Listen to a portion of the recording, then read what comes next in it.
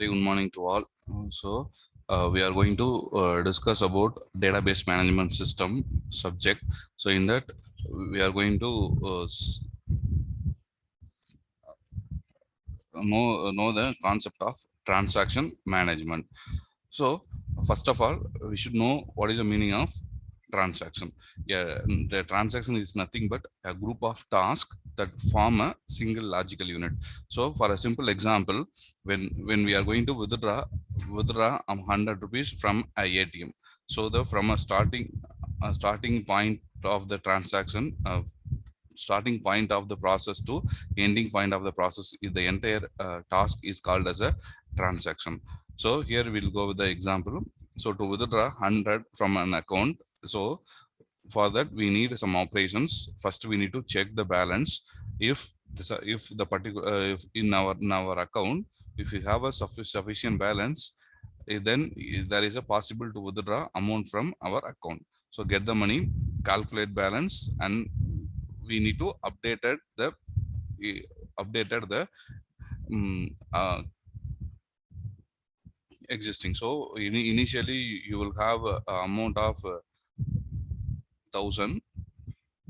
So in that you are going to withdraw only 100 rupees.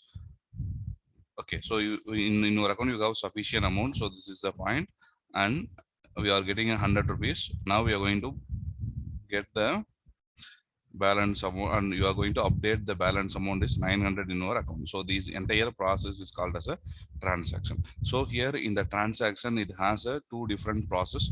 One is a read operation and another one is a write operation. So initially we are going with the read operation. When you are going to read a database object or a data from a database, first it is initially stored in a main memory from a disk. Then it is valid, then it is this value is going to copy to the program variable. So for knowing the concept, so you just see that. So here these are all the disk and this is the main memory. So from a disk, so we have some value. So these values are copied into main memory. From those from the memory, it is going to copy the content into a program variable. So this is the thing happened with the read operation. Write operation, again it is opposite to, we are going to giving some value to the variable and these values are stored in a disk. So here we have some definition. To write a database object, so we are going to write some database, and in-memory copy of object is first modified and then returned to a disk. Transfer the data item X from local buffer to transaction that executed right back to the database. So here you don't confuse with that. So here from in a read operation, we are getting some database object to the main memory, but in the write operation we are copying some data from main memory to disk. So these are all the two different process we are going to perform under the transaction process. So here in this slide, in this video, we are going to discuss about the concurrency control. So the concurrency is nothing but we are going to parallelly accessing the same data object. So for that, we are going to use the concept of concurrency control. So the concurrency is nothing but the database can have a transaction running at the same trans. So we have some database. In the database, we may perform multiple operation in a same time. So different user can perform a different operation at the same time. So the concept is called as a concurrency, a mechanism which ensures that simultaneous execution of more than one transaction does not lead any database inconsistency. So in that we should provide, or the database should provide a consistent data to the users. So suppose I'm just withdrawing some amount. So these withdrawing amount should be updated in my account. Why? Because suppose I'm just going to take 100 rupees from in another account, then it should give the consistent, that is updated results, or otherwise it is very difficult, or it is going to very difficult to manage in the database side. So there is a banking side. So what is the purpose of concurrency control? So we need to ensure isolation. So after completing one process, then only the other process is going to perform their transaction. So it is going to resolve a read, write, and write a conflict, and so it provides, or it perceive the consistency of, or it maintain the consistency of the database. So here, so what are the problems we are what are all the problems we are facing before the concurrency control. So you just see that the first problem, last update problem. In that last update problem, from the name itself, you can know the concept. When suppose you are updating something, it will be the updated value is lost when you are overwriting the same database data object with the other transaction. So we have example in the next slide. I will explain with the example. So this problem occurs when two transaction that access the same database item. So for example, suppose you consider a. So you just see that. So here we are accessing this data item X. So here,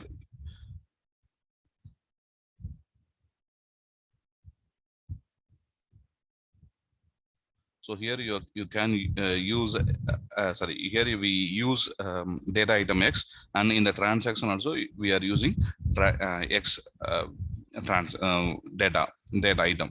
So we are updating X is equal to X plus 10. So in that, so initially you will have X value as 100. So after updating these time, so it produces 110. So okay, so this value is given to T2 also. So here the X value is 110. Now I'm going to perform X is equal to my X minus 20. Here I just getting a 90. So here is simple arithmetic operations. So when we are writing this database, so after performing this, we are writing the database. So initially it has 110, and in this we are going to writing some data. So here we are not writing anything.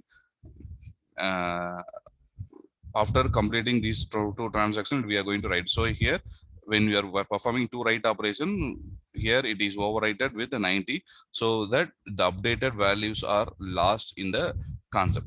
Okay, so that is why it is called as a last update problem.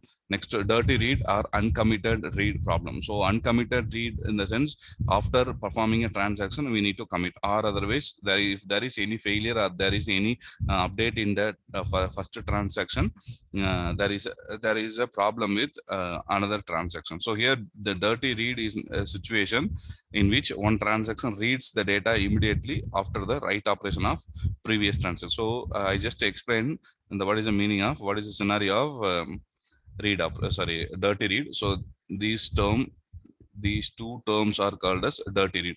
So after performing write operation, immediately in the second transaction it is going to read. So before any commit operation, once you are performing commit, then it is saved in the database, or otherwise suppose if there is any loss or if there is any failure in the transaction, then there is a big question mark with the transaction 2. So this is called a dirty read.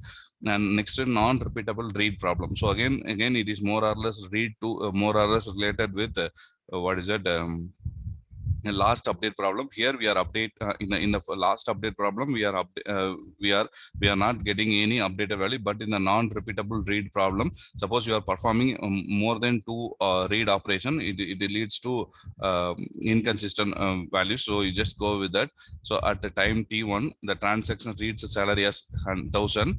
In the time 2, the T2 reads the same salary as 100 and update is 1200.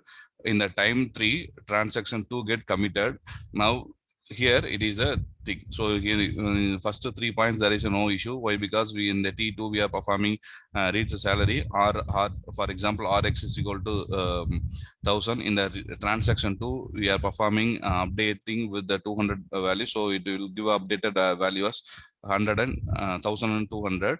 So now when the T1 reads the same salary at the time 4, it gets different value than what it gets at the time 1. So we are not committed. We are committing the value when suppose we are performing more than one read operation at the same time, it will lead to a problem. So that it produces a non-repeatable read problem. And photon problem,